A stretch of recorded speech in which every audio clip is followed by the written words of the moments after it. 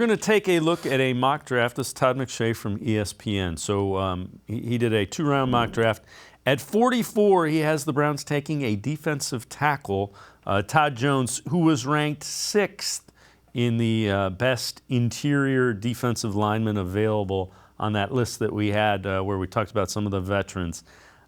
Is there any way you see them taking a defensive tackle at 44, given what we just said about Tommy Togiai and Jordan Elliott?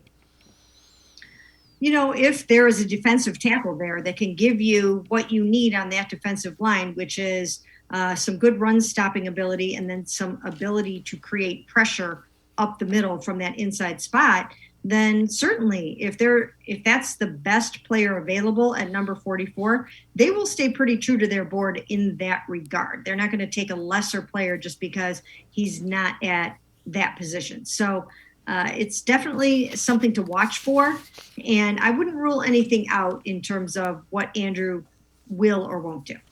Fair to say, so you don't think it's necessarily locked in that it will be a wide receiver or an edge guy. Is that fair to say? Kind of whoever they think can help the most still?